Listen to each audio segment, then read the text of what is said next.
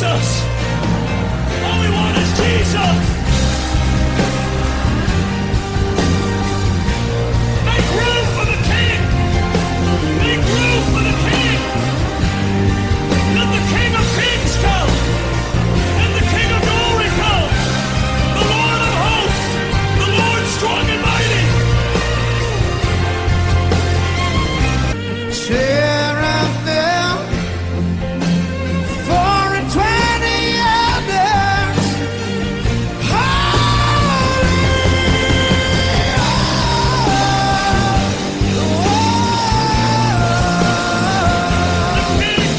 Behold the King! Behold the King! Behold the King!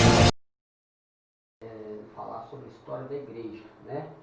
Lembrando que a aula passada que a gente teve aí foi sobre eclesiologia, não a igreja como período histórico, que é o que nós vamos abordar. Nós abordamos a igreja como, não como instituição, mas abordamos a questão da igreja como um projeto divino, como sendo dentro do seu conceito espiritual, né? Nós abordamos os âmbitos religioso, institucional, congregacional e espiritual. E nós vimos ali sobre o que é a igreja em si, tirando o lado físico dela, né? Abordamos para entender como é que é o processo e mostramos também desde si como é que é o processo que as pessoas não entendem como denominação, como é que isso surge, como trabalha essa questão.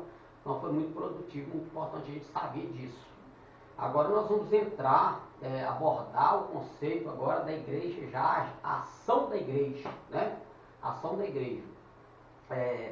Lembrando que existem alguns teólogos que eles têm um certo tipo de pensamento acerca da história, não só da igreja que nós vamos abordar, mas quando eles vão pegar o conceito de Velho Testamento, Primeiro Testamento, Segundo Testamento, eles abordam este período histórico como se fosse um terceiro testamento. Não na questão de testamento, daquilo de uma herança dada, mas no testamento em questão de atestar um acontecimento, ou seja, um fato, uma história, algo que aconteceu. Aí eles usam esse termo de testamento, não concernente à questão escriturística, mas com ação histórica, né? Então eles vão colocar Primeiro Testamento, a ação histórica lá do povo judeu. Segundo Testamento, a ação histórica do período de Jesus. E eles abordam esse terceiro, nomenclatura de Terceiro Testamento, abordando o nascimento da igreja física, né, a expansão dessa igreja física e espiritual, desde o seu primórdio até os dias atuais.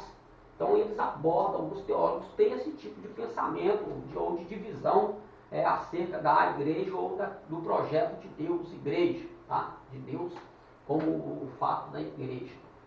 Aqui nós precisamos entender que existem vários materiais que podem nos direcionar a alguns fatos históricos, lembrando que a base ela vai acontecer, né, no Pentecostes. Quando as pessoas elas vão falar sobre igreja, algumas pessoas quando pensam de igreja, ele está pensando na ação de Jesus no Novo Testamento. Que Jesus ele começou a igreja no Novo Testamento, né? Usa o texto lá de Mateus, né? Mateus 16, 18, que é o texto que a gente abordou sobre Jesus falando sobre a igreja viva, a igreja espiritual. Então alguns pegam aquele texto ali e confundem. Já diz que a igreja de Cristo, ali no período de Jesus, não tem. A igreja de Cristo ela vai começar, na verdade, lá no Pentecoste. Né? Lá no Pentecoste ela vai começar, onde o Senhor ele vai ressuscitar, ele ressuscita, né? Ele vai ressuscitar, da sua ressurreição, após a sua ressurreição, depois de ele passar, né, já mais alguns dias, né, esses 40 dias com os discípulos, ele vai agora então para o Monte das Oliveiras, e no Monte das Oliveiras ele começa a dar algumas instruções para os discípulos, dizer para que eles não se ausentassem de Jerusalém, mas que ficassem lá até que do alto eles fossem revestidos de poder. E naquele momento Jesus é assunto aos céus, e aí os discípulos vão descer para Jerusalém, para a cidade, e ali eles vão ir para o cenáculo, cerca de 120 irmãos, vão começar a buscar a promessa de Jesus durante o espaço de 10 dias. Nesse espaço de 10 dias acontece o que nós conhecemos naquele momento também um ato de muita confusão entre muitas pessoas sobre a questão do Pentecostes.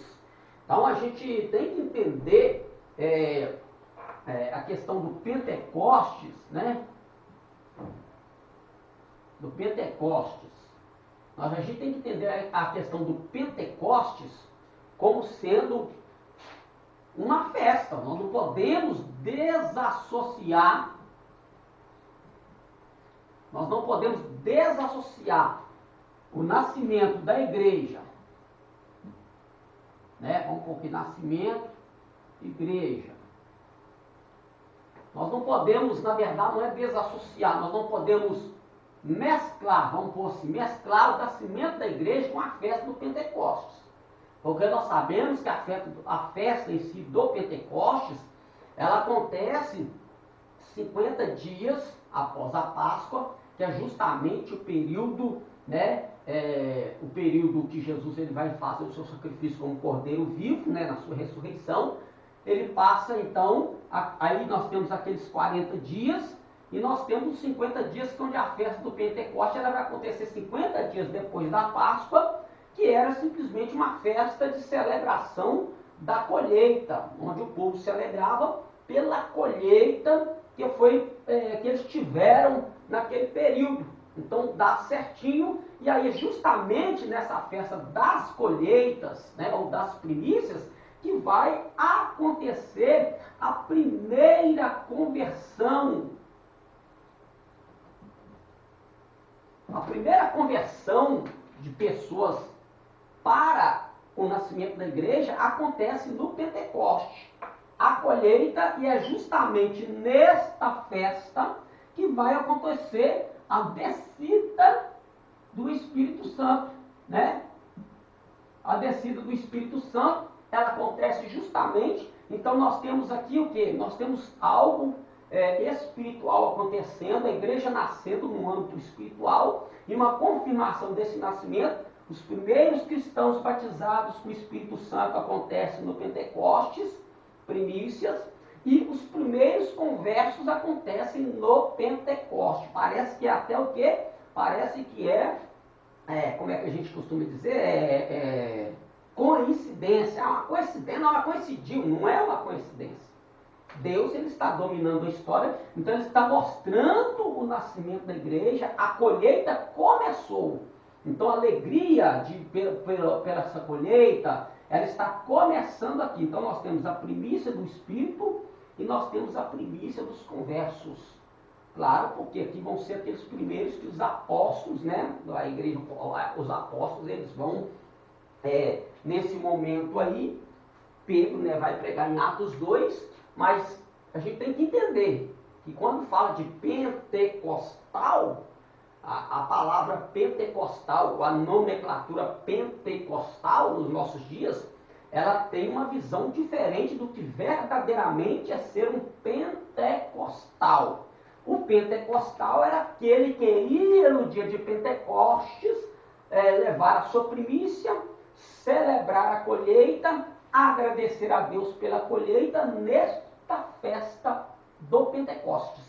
E aí, pelo fato da descida do Espírito Santo, o revestimento de poder, que Jesus, né, ele diz lá em Mateus 24, 49, né, aquele revestimento de poder acontece aqui, então aí usou-se esse termo para falar dos crentes cheios do Espírito Santo, né, os crentes cheios do Espírito Santo, então eles são conhecidos hoje como crentes pentecostais. Mas esta nomenclatura, né, ou este título, entre aspas, ele não vai se propagar no período da igreja primitiva, ele não vai se propagar no período dos pais da igreja. Na verdade, isso aqui é um termo novo.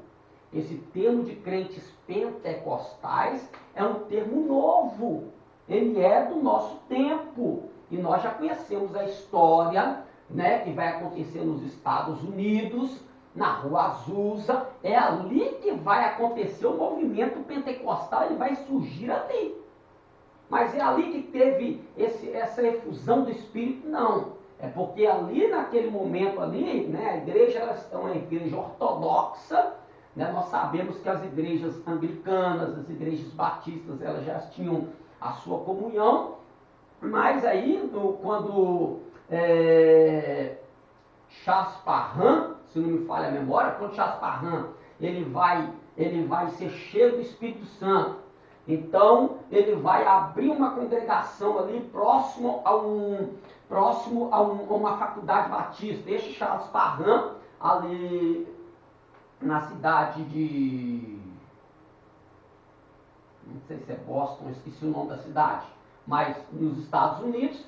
Então esse Charles Parham ele vai fazer um culto ali, maravilhas vão começar a acontecer, e aí um tal de William Seymour, que é um escravo, daquela época ainda tinha isso, né, ele era um jovem escravo, então esse William Seymour, então ele vai nesse culto, e quando termina o culto ele pergunta para o Charles Parham se Deus não faria acepção de pessoas dele, porque muitas pessoas não aceitou essa efusão do Espírito na vida de William Seymour, então, de Charles Parham. Então, esse William Seymour, ele sendo negro, ele disse, será que Deus vai dar isso para mim? E ele foi um dos poucos que creram nessa ação do Espírito Santo. Então, esse Charles Parham disse, olha, se você crer, você vai receber. Ele disse, eu creio. Então, ele recebeu, ali, quando ele orou, ele recebeu o Espírito Santo, foi cheio, e este William Seymour, depois ele vai abrir, né, na Rua Azusa, ele abre uma congregação, as pessoas começam a ir para lá, as pessoas começam a ir com cadeira de rodas, sair andando, com muletas, então milagres começam a acontecer. Do lado nós temos uma faculdade batista, onde alguns ouviram falar sobre esse movimento que estava acontecendo na Rua Azusa, e aí alguns suecos, 2 amigos, resolveram ir lá. E numa certa oração da noite, o Espírito Santo desceu e revelou que ali tinham 2 suecos, que eles seriam enviados para uma cidade chamada Belém, e que lá Deus os honraria. Então, quando foi ver ali esses 2 suecos, nada mais, nada menos, que nós já conhecemos a história, era Daniel Berg e Gurnavin.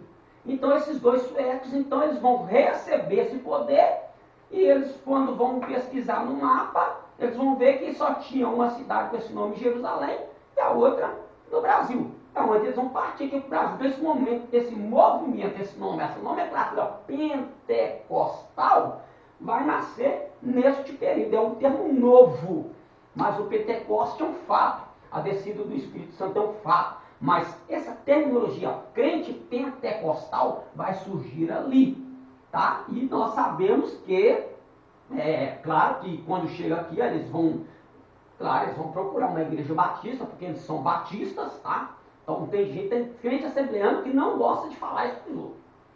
Tem crente assembleano de raiz que não gosta de reconhecer de que os fundadores da Assembleia de Deus eram batistas.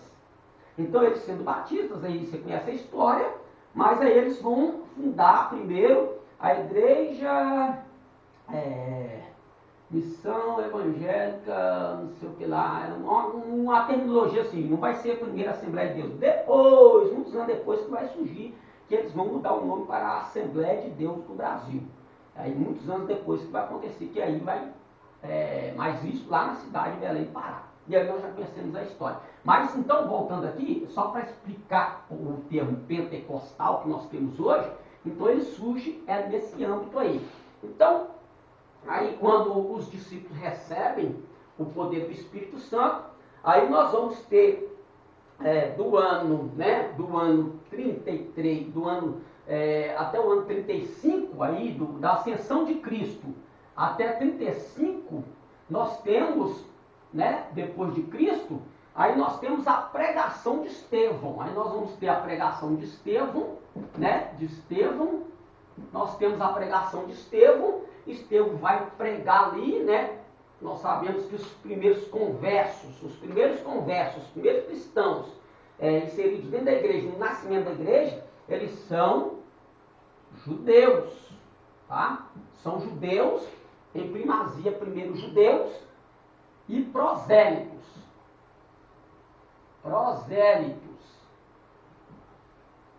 Prosélitos eram pessoas de outras nações que não tinham nada a ver com o judaísmo, mas se converteram ao judaísmo, tá? Alguns compraram o direito de se tornar um prosélito, outros pela fé se tornaram prosélitos, então estavam ali no dia de Pentecostes, na cidade de Jerusalém, que é onde nós vamos ver em Atos 2, né? Em Atos 2 nós temos esta verdade, em Atos 2,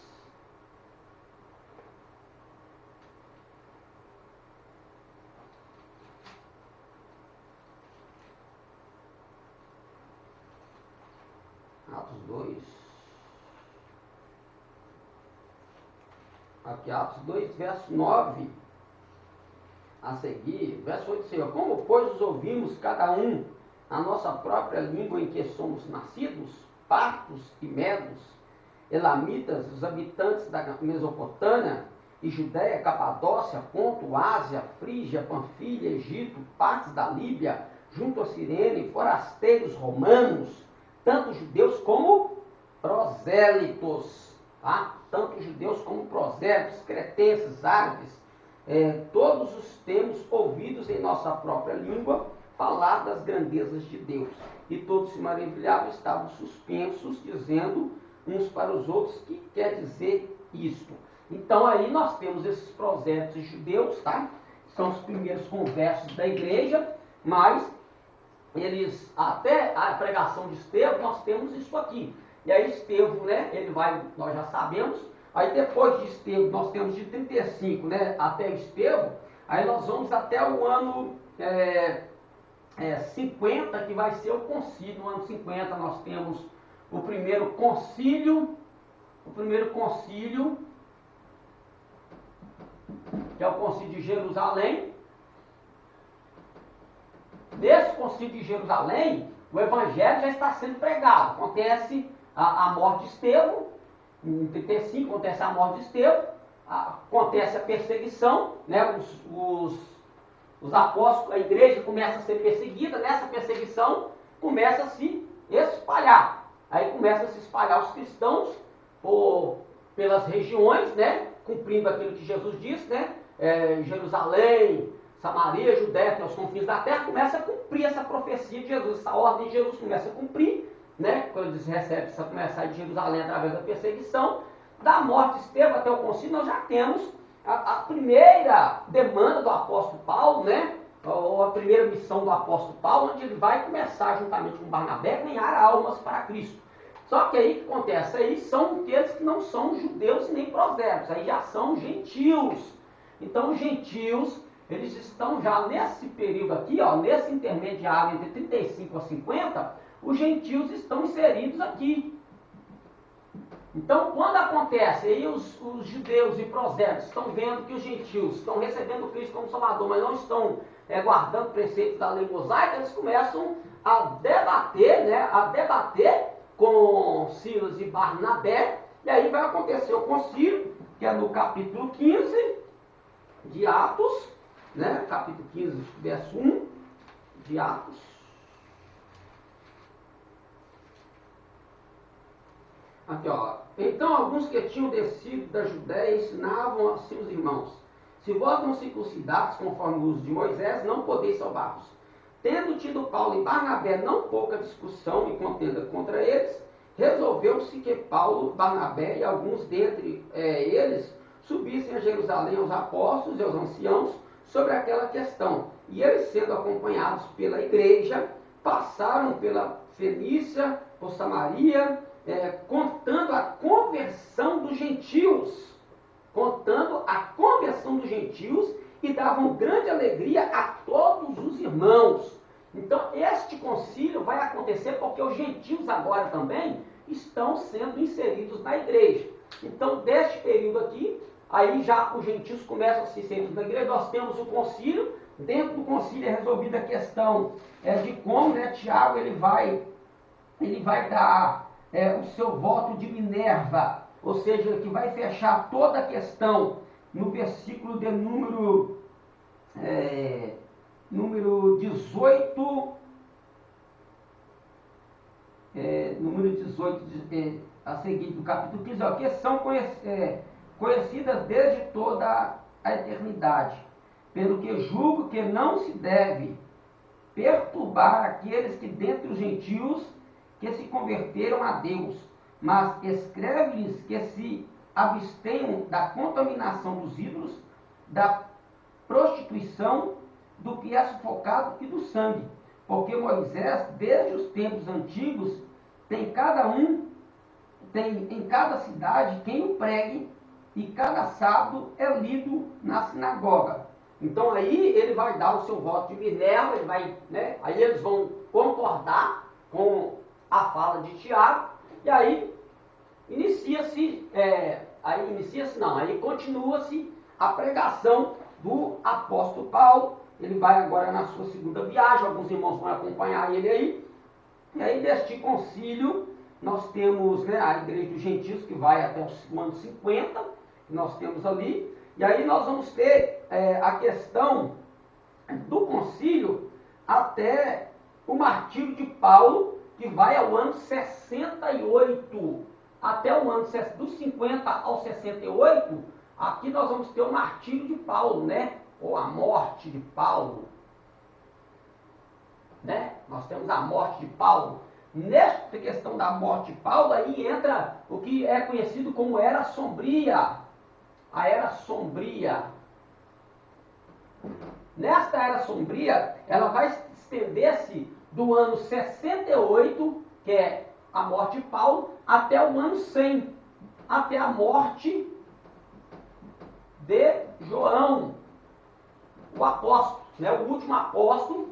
Aí nós temos até a morte de João. Daí aqui, aí desta Era Sombria, né, e a gente vai entrar no nosso material, nós vamos ter do ano 68 até o ano 100, da morte de João, até do ano 100, aí do ano 100 até 313.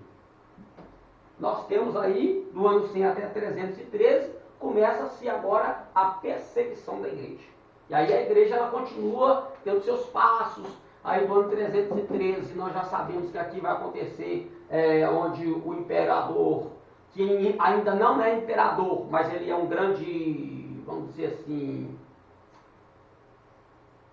preferido ao cargo, eu não sei, eu esqueci o termo que eu tenho que usar aqui, mas ele estava em direção a este cargo, mas até então ele não era considerado como imperador. Mas ele ganhando força, ele vai então em 313, ele vai dar liberdade aos cristãos até 323. Até 323, Constantino, ele ainda não abraçou, tá? Constantino, ele ainda não abraçou o cristianismo, mas ele está dando o quê? Ele está dando uma suposta liberdade religiosa para os cristãos, tá? Por quê? Porque mais de 60% do povo daquela época já era cristão. Aí ele vendo que esse povo tinha força, ele por questão política, então ele vendo essa predominância, né? Aí ele vai ganhar aquela guerra lá contra aquele general lá que a gente já falou no Rio Tibre, né? Já falou muito isso aqui. Então aí ele ganhando essa guerra, ele então passa a dar liberdade religiosa para os cristãos até o ano 325, 23, não lembro aqui, 23, acho que 25. Até o ano 325, onde ele vai decretar o conhecido como Edito de Milão. Então ele declara agora a igreja cristã, tá? A religião cristã como a religião oficial do seu império. Agora ele é aclamado como imperador romano. Então ele agora no seu império, ele conclama a igreja como religião oficial. Muitos vão se converter, supostamente, não se converter, mas mudar de lado, apenas para ter prestígio com o imperador, ter a proteção do imperador, e eles vão trazer o paganismo. Então daí para lá vai chegar nesse período aí até chegar à Idade Média. Na Idade Média a gente já sabe que vai acontecer toda aquela catástrofe. Aí depois de Constantino vem as perseguições acirradas. E aí quando a gente vai para o livro do Apocalipse, capítulo 3, né, que vai dizer assim que como guardaste a palavra da minha paciência, também guardarei da hora da tentação que vive para tentar para tentar todos os moradores da terra. Ali já é um texto de dupla referência, onde vai falar da perseguição dos imperadores, quando eles dizem, tereis uma tribulação de 10 dias. Quando a gente vai para a Bíblia, a gente entende que dia na Bíblia, às vezes ela fala em conotação de anos, dias de anos, ou seja, 10 anos. Justamente a perseguição de 10 imperadores no período da igreja primitiva, que é essas igrejas ali do Apocalipse capítulo 3. Então esses 10 imperadores, nessas igrejas, tá? Essas igrejas do Apocalipse 3, elas passaram este período desses 10 dias proféticos como 10 imperadores que vieram massacrando, matando, assassinando, roubando, minando, desfazendo da igreja de Jesus. Até vai chegar o período das trevas, Idade Média, aí é onde a igreja ela continua até os dias de hoje. Tá? Então, assim, eu sou um resuminho aí, então, nós vamos dar seguimento e nosso material tem toda essa informação na nossa apostila aí, tá? Tem toda essa informação, mas eu tenho esse material aqui também que vai trazer toda a história completa. Esse material aqui, ó, estou com dois compêndios. Eu tive que fazer compêndios, né? Que eu não consegui comprar, então eu tenho impresso. História da Igreja de Jesleman Hubert. Então esse livro aqui, ele é muito bom para estudar a história da igreja, tá? A nossa apostila traz essas informações que contém aqui, um pouco dessa que eu falei, né, que é o resumo da nossa apostila, mas esse material aqui, ele abrange tudo até os dias de hoje, até chegar na igreja pentecostal. A nossa apostila também vai falar sobre esse período aí do nascimento da Assembleia de Deus, ou movimento pentecostal no mundo, tá? Que a gente abordou aqui. Vamos lá. História da igreja. Introdução. Os primeiros séculos do cristianismo, o período da história que chamamos antiga, que vai do ano 5 a.C., que é quando começa, tá? Aqui quando a gente sabe que quando Cristo se manifestou, quem estava dominando já era o Império Romano, não eram os gregos. Mas nós tínhamos ali uma mescla, tá, da cultura romana com a cultura grega. Por isso que a gente, às vezes, em certos livros, você encontra alguns termos conhecidos como greco-romano, tá? Igreja greco-romana. Por quê? Porque ela tem influência grega e romana. Então, o período de Jesus é o período helenizado pelos gregos, mas de dominância romana. São os romanos que estão dominando, mas é um período helenizado pelos gregos, que nós vamos ter ali o aramaico, um pouco do aramaico, o hebraico, o latim e o grego. Tá? Esse latim surge ali por causa da língua indo-europeia, por causa dos romanos. Tá? Até 590 depois de Cristo, começa com a igreja apostólica, passa pelo período da antiga igreja imperial, que é onde os imperadores estão com a sua força, indo até o início do sistema católico romano. Vamos entender, eu vou tirar isso aqui, ó. Sistema romano. Esquece esse negócio de sistema católico romano. Isso aí já é um fato que é uma terminologia que usa-se por ignorância. Porque quando a gente fala de católico, já expliquei isso aqui, que católico significa universal. Tá? Então é sistema romano, ou igreja romanizada. Aí sim, aí a gente está falando não de igreja católica romana, que é o que a gente vê. Você é católico? Todo cristão é católico, gente. Eu sou católico, todo cristão é católico. A gente não aceita porque a nossa mente já foi trabalhada que existe protestante e católico. Todo cristão é católico, porque católico significa universal. É a igreja, o termo católico é o corpo vivo de Cristo na terra, os cristãos espalhados por todo o globo terráqueo. Esses são os católicos, por isso uma igreja universal, o corpo místico de Cristo na terra. Mas quando a gente vai falar de uma religião em questão de sistema, aí a gente diz sistema romano. Aí a gente distingue de sistema romano e protestante, porque o protestantismo ele vai surgir no século XVI, com a reforma da igreja, com Martinho Lutero. Tinham outros antes, mas hoje, em tese de pontapé, a gente usa Martinho Lutero. Mas Martinho Lutero ele não foi o primeiro. Porque nós vamos ter depois o período dos pais da igreja, que a gente vai ter Clemente, a gente vai ter Barnabé, a gente vai ter Inácio de Antioquia, a gente vai ter o pastor de Erma de Roma, né? Então a gente tem esses pais da igreja, depois dos apóstolos vem a patrística, que a gente conhece como patrística. Depois da patrística aí surgem outros pais da igreja, mas esses têm documentos que atestam, nós temos Policarpo, né, que vai ser ali o bispo da igreja de... esqueci. Mas a gente tem o período da patrística e depois isso vai perdurando, aí vai vir a questão dos apologetas, que vão combater as heresias, porque esse momento é predominante. Então a gente tem que entender isso aqui, o sistema romano, e tirar essa terminologia que a gente já viciou de falar. Então todo cristão é católico. Nesse período a igreja concentrou suas atividades na área do Mediterrâneo, que incluía regiões da Ásia, da África, Europa, atuando, portanto, dentro do ambiente cultural da civilização greco-romana, tá? Então aqui já expliquei isso aqui sobre o domínio político do Império Romano. A nova instituição não teve uma trajetória tranquila nos seus primeiros séculos.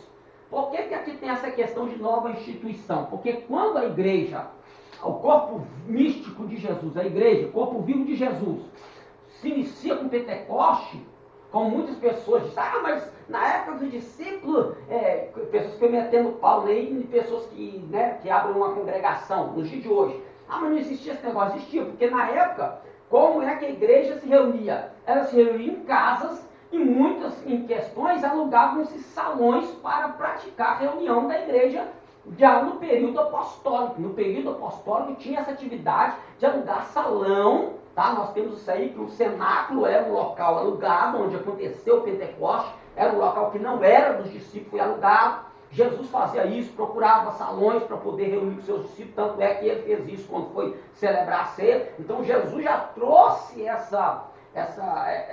esse tipo de atitude para a reunião, e os discípulos seguiram com isso.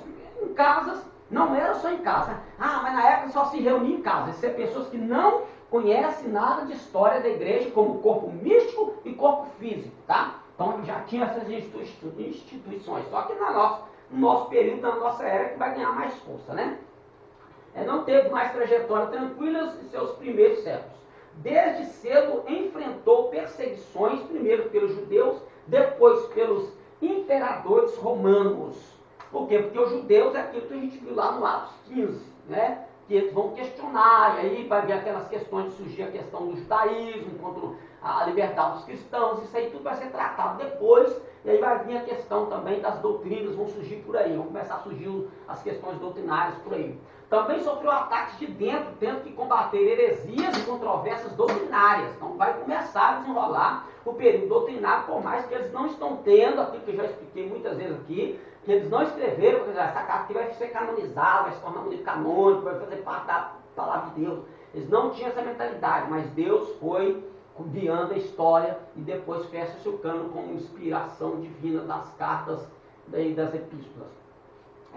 Do século IV, o Império Romano adota o cristianismo como sua religião oficial, falando da questão de Constantino, né, que nós já abordamos aqui, cessando a perseguição e fortalecendo politicamente, onde ele vai dar poder político para a igreja, tá? Nós vamos ver que depois, acho que, se não me falha a memória, que Gregório vai tomar para si o título de o primeiro Papa. Então tem gente que diz que Pedro foi o primeiro Papa, não, mas quem tomou esse título foi Gregório, um bispo da igreja. Então, ele tomou esse nome para si e isso aí passou depois lavante, tá? Eu acho que foi Gregório mesmo, se não fala não, depois a gente vê aí. Entretanto, esse fortalecimento e estreitamento com o poder secular introduziu a igreja cristã nas trevas do materialismo e da decadência espiritual. A decadência da igreja foi tanta e de tal forma que passou a ser uma religião meramente nominal, a ponto de seus próprios membros tentarem provocar uma mudança, muitas vezes frustradas e sufocadas, mas finalmente alcançada por Martinho Lutero, que vai acontecer aí com a reforma protestante que nós já citamos aqui. O texto aí é para citar que as portas do inferno não prevalecerão. Lembrando que quando Jesus fala ali a força de expressão do termo, as portas do inferno não prevalecerão, não é o inferno atacando a igreja avançando contra o inferno, entrando no mundo adentro para tirar as almas das garras do diabo. Por isso ele vai usar o termo aqui na questão do Martinho Lutero aí, é a igreja ganhando terreno, e não o diabo ganhando terreno. A plenitude dos tempos, Deus não age por acaso, todas as suas ações têm como objetivo contribuindo para que ocorra no momento certo da história da humanidade. O nascimento, a vida, o ministério, a morte e a ressurreição de Cristo e muito mais, tudo isso faz parte do seu plano para recebermos a adoção de filhos. Gálatas capítulo 4, versículo 4 e 5. Lembrando que, o que eu disse na aula passada de eclesiologia, lembrando que nós não vemos Cristo pregando sobre a igreja do reino, ele prega sobre o evangelho do reino, tá? Aí já quando a igreja nasce no Pentecoste, a igreja passa a pregar o evangelho da salvação, o evangelho da graça na pessoa de Cristo, porque agora nós somos filhos de Deus. A plenitude dos tempos foi o momento em que Deus julgou o ideal para o desenvolvimento do cristianismo, no apogeu político, cultural e religioso do mundo civilizado. Deus estabeleceu o seu reino na terra com a contribuição de 3 povos, os romanos, os judeus e os gregos. Cada um desses aqui teve o seu papel no desenvolvimento da igreja em si, da igreja física e da igreja espiritual. Os judeus, porque é a religião prima do Deus único, que é dali que nós sabemos que nós cristãos, nós temos, somos conhecidos como uma religião judaico-cristã. A religião cristã é conhecida como religião judaico-cristã. Por quê? Porque ela parte do judaísmo. Tá? Ela tem a sua nascente doutrinária dentro do judaísmo. Porque Jesus era judeu, inegável. Né? E muita gente quer negar esse fato humano de Jesus sendo judeu. Não tem como. Isso aí já era partir para a heresia. Né? Os romanos, porque teve uma ação muito importante no meio como eles dominavam, eles com a Pax Romana, ou seja, a paz romana, né, conhecido como Pax Romana, vai ter construção de estradas, portos, facilitando o quê? As trajetórias, facilitando você sair de uma cidade para outra, atravessar os mares, né, os portos para ancorar seus barcos. Então, facilitaram essa propagação do evangelho. E os gregos, com a língua, cultura, com a sua cultura e a sua língua, para ajudar também no desenvolvimento até mesmo das escrituras. Então, todos os 3 aí tem mais, o pilar está aqui, né? É o povo escolhido de Deus. Os romanos. No início do cristianismo, os romanos já dominavam o mundo civilizado. Com o 4º grande império mundial, seu território compreendia a área que se estendia do Egito e costa norte da África até a Europa, ao sul dos rios Reno e Danúbio, além de partes da Inglaterra e grandes porções do território asiático. Impondo seu período bélico, Roma conquistou e unificou vários povos e raças diferentes. Com técnicas avançadas de engenharia, construíram 85 mil quilômetros de estradas, ajudou demais aí na propagação do evangelho, essas estradas, estabelecendo rotas de comércio, tornando as viagens mais seguras, comunicação e etc. A Pax Romana, que é uma paz romana, uma paz mantida pela força, tornou a guerra entre as nações impossível, sendo estas nações províncias do império, desfrutando de certa liberdade para questões internas, com governantes locais. A religião de cada povo era respeitada. Nós sabemos que Herodes, ele comprou a sua cidadania romana, tá? Ele não era romano, ele era esqueci de qual a nacionalidade dele, mas eu sei que eu lembro que ele comprou a sua nacionalidade romana e com isso ele conseguiu um cargo como governador aí, tá? No período de Jesus. Os romanos, a língua e o costume preservados. Este ambiente foi bastante próprio para a propagação do cristianismo no primeiro século. Judeus. Neste período de unificação dos povos sobre este grande império, a cultura judaica foi marcada por um profundo sentimento religioso. Winston Walker, abre aspas, uma fala dele, a grande maioria dos que sentiam necessidade de ordem religiosa simplesmente adotavam as religiões orientais, notadamente aquelas que predominavam a preocupação com a redenção, em que o misticismo e o sacramentalismo eram traços marcantes. Isto era grandemente favorecido pelo vasto afluxo de escravos orientais para as áreas ocidentais do mundo romano, a disseminação dessas crenças independentes do cristianismo e até certo ponto rivais durante os 3 primeiros séculos da nossa era. Contribuiu para o aprofundamento do sentimento religioso em todo o império e nesse sentido facilitou o triunfo do cristianismo. Tá? Então ele vê isso aí como foi um grande auxílio na propagação do evangelho, essa questão de liberdade dos romanos, de ter essa mescla de povos, não fazer distinção ali, mas colocar todos debaixo do seu domínio, mas com liberdade de expressão, isso ajudou muito. Os judeus desempenharam um papel fundamental, pois eram mordomos da verdadeira religião, que cria no Deus verdadeiro, ao contrário dos outros povos pagãos que os rodeavam. Somente os judeus aguardavam um Salvador divino, além dessa bendita esperança. Tinha ainda as escrituras hebraicas, inspiradas por Deus, que serviam de base para todo o sistema religioso cristão. Não haviam religiões mais puras que o judaísmo, tá? Porque o resto mexia muito com a questão do politeísmo, né? Os gregos. Nenhum outro povo influenciou a cultura, as artes e o conhecimento do mundo, tanto quanto este povo. Eram de longe os mais desenvolvidos intelectualmente, já desde vastos séculos antes do nascimento de Cristo. Na época de Cristo, esse povo também estava sob o jugo romano. Mesmo assim, sua influência era marcante e até nos dias de hoje, a cultura romana é chamada de greco-romana. Os gregos literalmente ensinaram o mundo a pensar tanto na filosofia como na teologia. Essa questão filosófica, ela vai ajudar também os pais da igreja a combater certas heresias, certos hereges dentro da própria igreja.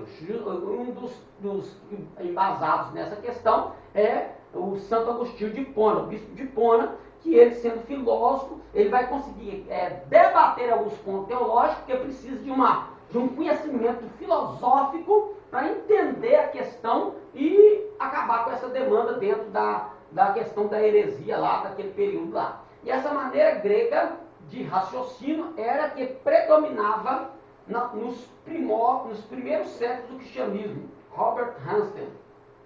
Seu idioma, o grego koiné, que é o grego comum, que é o grego do Novo Testamento, foi rapidamente assimilado e tornou-se idioma comercial e diplomático da época. Igreja Apostólica do ano, não tem ano zero, né? Então zero aqui compreende-se do período de Cristo a 100 até o período da morte de João. Fundada no Pentecostes, logo se desenvolveu e estabeleceu um estilo de vida diferente do que era conhecido. Um novo conjunto de crença, de culto de governo, sendo composta não só de judeus, mas também de gentios, elas se espalharam por todo o mundo. Nascimento da igreja. No Pentecostes, 50 dias após a ressurreição de Cristo, 120 seguidores, Lucas capítulo 24, 49, Atos 2, de 1 a 4, igreja, morada permanente do Espírito Santo. Neste mesmo dia, quase 3.000 almas se converteram, Atos 2, 5 a 41. O estilo de vida daquele povo do período da igreja, o nascimento da igreja. composta de pobres escravos, embora houvesse alguns ricos, formavam pequenos grupos rodeados de uma comunidade pagã. Então essa questão do paganismo, ela também teve grande força na tentativa de acabar com o crescimento da igreja. Mas como Jesus já tinha profetizado, as portas do inferno não vai impedir a igreja de avançar. No início era composta somente de judeus, de helenistas, já falamos aqui, prosélitos do judaísmo. Posteriormente, as portas da igreja se abriram aos gentios. Atos capítulo 10, capítulo 15, versículo 1 a 20. Distinguiram-se das outras religiões ao se tratarem como irmãos e agirem como tal, manifestando o amor de Cristo a todos. Repartiam seus bens, compartilhavam com os necessitados e doentes, sem discriminação. Nelas as mulheres alcançaram posição de honra, como em nenhuma outra religião. Os cristãos distinguiram-se pelo amor, fervor e pureza moral, jamais visto em qualquer parte. Sua alegria, confiança e comunhão eram admiráveis, pois o próprio Cristo vivia no meio deles, vive ainda hoje, graças a Deus. Um povo perdoado, redimido e destinado à imortalidade, ou seja, a vida eterna em Cristo Jesus. Crenças, ainda com suas raízes no judaísmo, os convertidos à nova religião tinham que crer finalmente que Jesus de Nazaré, que fora crucificado, era o Cristo, o Messias esperado. Atos capítulo 2, versículo 36, a ressurreição de Cristo. Um Deus único, manifestado na Trindade, tá? Na Trindade. Lembrando que essa questão de Trindade vai ser resolvida ou tratada somente lá com os pais da igreja, tá? Nenhum credo foi elaborado no início, mas se apoiava no testemunho daqueles que viram, falaram, ouviram e tocaram no autor da vida, em Cristo. Né? A comunhão que eles tiveram com Cristo levou então a igreja a crescer no seu conhecimento daquilo que era verdadeiramente o reino de Deus. De acordo com a necessidade, foram surgindo explicações doutrinárias. Por quê? Porque é aquilo que a gente falou, as religiões pagãs, e aqueles que vinham dessas religiões, quando entravam dentro da igreja, queriam empregar algum pensamento pagão, olhavam para Cristo às vezes não como uma pessoa divina, desconsideravam a divindade de Cristo, desconsideravam a ressurreição de Cristo, né? Tinha todas essas questões. Então essas questões de demandas começaram a surgir. Então as questões doutrinárias, vamos filtrar aqui esse conhecimento, essa informação e ver o que ela tem dentro de verdade, o que ela tem de mentira, o que é que a gente pode, se a gente mantém esse pensamento ou não. Então vai surgir aí as questões doutrinárias, aí as cartas precisam ser escritas e enviadas para sanar esses problemas aí, tá? Principalmente por meio das cartas, lidas diante de todos, repletas de uma autoria inquestionável dos apóstolos, tá? Depois do período dos apóstolos, que se fecha o cânon, tá? Aí vai surgir os materiais de apoio dos pais da igreja. Mas se tem um documento que é pouco lido e pouco falado, é o Didaquê, ou Didaquê, né? Falando a grosso modo, né? É o Didaquê, que é o documento dos apóstolos. Ali os apóstolos vão tratar sobre várias questões, sobre ceia, batismo, o dia que eles se reuniam. Então vai surgir, esse documento surge com um documento dando força na questão doutrinária e até mesmo no apoio da inspiração divina das escrituras do Novo Testamento, tá? Então esse Didaquê, ele é muito importante. Tem gente que não tem conhecimento desse material. Hoje está fácil, é só ir na internet buscar Didaquê, Doutrina dos Apóstolos, Didaquê. Você vai achar lá e vai ver os pontos básicos, né, ou alguns deles, que os apóstolos tratavam naquela época, até em questão de batismo, se batismo era nas águas, se era por imersão, por aspersão, e qual era o batismo ali que os apóstolos apoiavam, tá? Então esse Didaquê vai nos mostrar isso aí. De acordo com a necessidade, foram surgindo... Culto. No cenáculo, no Monte Sião e no templo, no pórtico de Salomão, Atos 12, com o ingresso dos gentios e com a gradativo rompimento com o judaísmo, impedidos de entrar nas sinagogas, passaram a se reunir nas casas. Haviam dois tipos de culto, oração e ceia do Senhor, governo. No início, a liderança era apostólica, onde Pedro tinha a primazia, Atos 2,14, Atos 5,3,15. Primazia na questão de falar. Ele tomou atitude de falar, mas quando a gente vai para Atos capítulo 13, a gente vê sobre, aí a gente coloca essa questão aqui, do Atos 12, os 12 primeiros capítulos. Todas as decisões eram tomadas em conjuntos. Atos 6, 4, que é até aquela questão que a gente abordou sobre como que alguns movimentos tratam, eles organizam seus concílios e organizações. Então a igreja ela tomava essa mesma postura, né? Ou quase a mesma, né? Mais tarde, Tiago, meio-irmão do Senhor, aparece como líder da igreja em Jerusalém. Paulo também exerceu forte influência, Atos 13, 28, tá? Paulo vai ter essa influência não como apóstolo de ser aquele que está na igreja de Jerusalém, né? Que era a sede da igreja em Jerusalém, mas como aquele que vai propagar o evangelho, levar o evangelho, fundar igrejas missionárias através aí das suas viagens que ele vai fazer. Atos 13, 28.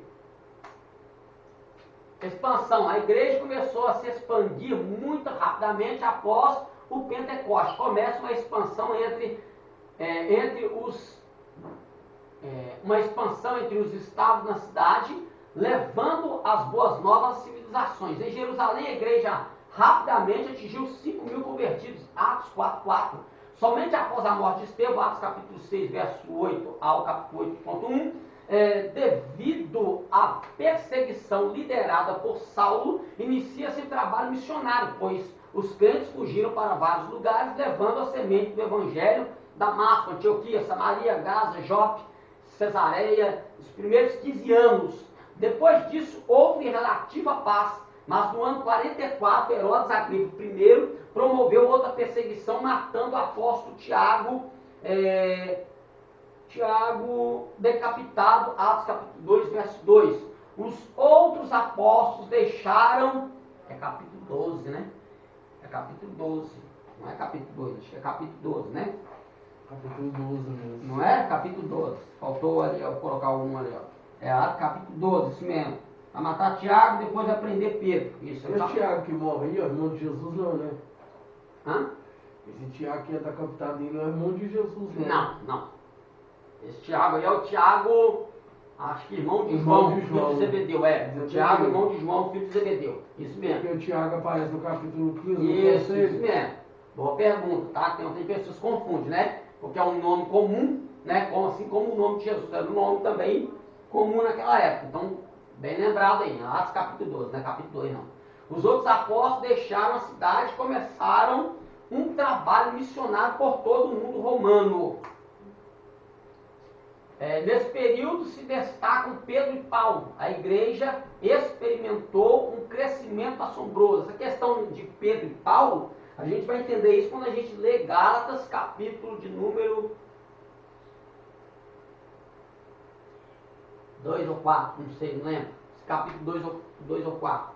De Gálatas, onde Pedro vai estar numa reunião e Paulo chega, então Paulo vai questionar Pedro a questão dele estar se afastando dos irmãos, ele vai repreender Pedro, e aí a gente vai entender que o quê? O evangelho que Pedro ele vai pregar para judeus. É o ministério dele. E Paulo vai pregar para os gentios. Então a gente tem que entender isso, né? Não é que cada um esteja pregando um tipo de evangelho, é o mesmo evangelho. Mas um é levantado para pregar para judeu e o outro levado para pregar para gentios, né? Porque Paulo ele era um homem erudito, conhecia várias culturas, Pedro não. Pedro ele só conhecia a cultura judaica, né? Então Paulo ele já começou falando para judeu, mas quando ele vê que o judeu não recebe, então o que ele faz? Ele diz, então já que vocês não querem, agora eu vou partir para os gentios. Por quê? Porque ele conhecia as outras culturas e ele tinha esse lado, ele tinha essa filosofia, como trabalhar a filosofia. Então ele era um homem estudado, letrado. Então isso ajudou ele na propagação do evangelho. Pedro não teria condição de fazer isso. Porque Pedro ainda era aquele cristão de raiz judaica. Então por isso que ele precisava pregar para judeu, ganhar judeu para Cristo, porque ele tinha dificuldade ainda, a gente já falou sobre isso aqui, ele tinha dificuldade de pregar para gentil, né? Então era preciso, quando algum gentil ia se converter antes de Paulo, era preciso Deus dar uma visão para Pedro para ele poder ir lá. Então porque já tinha aquele pensamento, esse povo não vale nada, e ele tinha que ver, né, na visão lá que nós vimos da questão do lençol lá, mostrando que na verdade está falando de Cornélio, né? Do centurião lá. Oxe, só Jesus, né? A igreja experimentou um crescimento assombroso em apenas de 35 a 50 anos. As perseguições relatadas em Atos partiram dos judeus e não dos romanos, sendo considerada por estes uma disputa interna do judaísmo, porque eles queriam a todo momento, né? Tanto é que chamavam a igreja de seita do caminho, tá? Está quase terminando aqui. Período obscuro, de 68 a 100, assim chamada por duas razões: a perseguição sobre a igreja e a pouca informação que existe a respeito desses anos sombrios. Então, a partir daquele momento ali, nós não vamos ter muita informação, tá? Muita informação não tem, porque é muita coisa, não vai ter muita informação. Aí já vê aí que vai chegar até o período que nós estamos de hoje. Ao findar o livro de Atos, nenhum outro historiador ocupou o lugar de Lucas. Foi um tempo de grandes mudanças para a igreja, onde vai começar já o período da perseguição, o período imperial, né? A igreja dispersa. A carta aos romanos, adereçada aos cristãos da capital, a pouca atenção dada pelos romanos à nova religião. Então tudo começa a mudar. O incêndio de Roma em 19 de julho de 64 depois de Cristo destruiu um bairro de trabalhadores. O imperador Nero acusa os cristãos porque Nero, na verdade, queria expandir, ele queria fazer uma construção ali, mas como tinha muita gente, o povo não queria sair, então ele tacou fogo. Quando ele viu que o trem ficou feio pro lado dele, que alguns sabiam que foi ele, então ele, para não ficar feio na fita, ele pega e acusa os cristãos e começa a perseguição aí. Milhares de cristãos foram torturados e mortos. Muitos serviram de iluminação para a cidade, amarrados em postes, ateados a fogo. Muitos foram vestidos com peles de animais, jogados para os cães. Nesta época morreram Pedro crucificado em 67, Paulo decapitado em 68, Tiago apedrejado depois de ser jogado do alto do templo, além de matá-los, fê-los servir de diversão para o público. Isso aí é o justo. Hã? Isso aí é o filho de Jesus. Esse aí é o irmão de Jesus. Esse aí é ele. O Tiago. José narra a morte dele desse jeito. É isso aí. Isso mesmo. Bem lembrado que o Flávio José ele vai falar sobre isso aqui. Em 66 inicia-se nova revolta dos judeus, findando com a queda de Jerusalém em 70. A partir daí, o cristianismo se desvencilha, mas não definitivamente do judaísmo. Período obscuro de 68 a 100, o ano 90, Domiciano inicia nova perseguição aos cristãos, milhares foram mortos, principalmente em Roma e em toda a Itália. Nesta época, João vivia em Éfeso, sendo preso em Patmos, no mar Egeu, onde recebe a revelação de Jesus Cristo do Apocalipse, né? Neste fim de século, as doutrinas ensinadas por Paulo são aceitas por todas as igrejas como regra de fé, sendo batismo por imersão o ato de ingresso na comunidade dos fiéis. Contudo, já em 120 depois de Cristo, já haviam resultados de batismo por aspersão. E quando nós vemos a Didarré, citando a questão do batismo por imersão. O cânon ainda não estava completamente consolidado, mas a igreja se mostrava forte, ativa, próspera e missionária. Avançando do cristianismo do primeiro século, a fundação da igreja, a gênese do cristianismo, o crescimento gradual do cristianismo dentro do quadro do judaísmo e sua cultura. Cristianismo como seita separada do judaísmo, que era assim como eles diziam, né? A igreja sobre os ataques. De 100 a 313, aproximadamente 10% da população do Império Romano já era cristã, mas principalmente na Síria, Macedônia, Grécia, sul da Gália, Espanha, Roma, Itália, e Ásia Menor, a ascensão dos pais da igreja, pais apostólicos, instituição do episcopado, período de grande perseguição, presença dos apologistas, defensores da fé e do cristianismo, desenvolvimento das doutrinas, surgimento das heresias. Nesse período surge o conceito de uma igreja, tá vendo? Católica, de uma igreja universal, ela é única, somos todos cristãos. Ataques externos, Império Romano, mais ataques internos, hereges, heresias. Em 313, fim da perseguição com o Edito de Milão, que aproxima a igreja do Império, onde eles vão dar onde Constantino vai dar esse poder. Em batalha travada sobre a ponte Milvio, Constantino venceu o exército de Magêncio, e este morreu afogado, caindo nas águas do rio. Após esta vitória, Constantino fez aliança com Lício e posteriormente com Maximínio, os outros dois pretendentes à coroa. Em 323 da nossa era, Constantino alcançou o posto superior de imperador e o cristianismo foi então favorecido. Os templos das igrejas foram restaurados e novamente abertos em toda parte. Em muitos lugares, os templos pagãos foram dedicados ao culto cristão. Em todo o império, os templos pagãos eram mantidos pelo Estado, mas com a conversão de Constantino, passaram a ser concedidos às igrejas e ao clero cristão. Lembrando que Constantino nunca foi cristão, tá? Nunca foi cristão. Tem que terminar aqui, porque vai ficar poucas páginas, a gente não vai conseguir terminar na próxima, não. A gente quer rapidinho, eu vou ler rápido aqui e a gente termina. Os pais apostólicos, após a morte do apóstolo João, surge uma nova geração de líderes que receberam a denominação de pais apostólicos ou pais antenicenos, pois acredita-se terem recebido orientações diretamente dos apóstolos. Entre eles citamos Barnabé, provavelmente de Alexandria, Clemente de Roma, Hermes de Roma, Inácio de Antioquia, Policarpo de Esmirna. Eles deram continuidade à produção literária cristã, interpretando a doutrina dos apóstolos e instituindo a igreja da época. Escritos principais: Didaquê, ou Ensino dos 12 Apóstolos, Epístola de Diogneto, Epístola de Barnabé, de 90 a 120, Epístola de Inácio, de 110, Epístola de Policarpo, de 110, o Pastor de Hermes, de 150, segunda Carta de Clemente, de 160. São documentos para pesquisa, não documentos canônicos, é para pesquisa.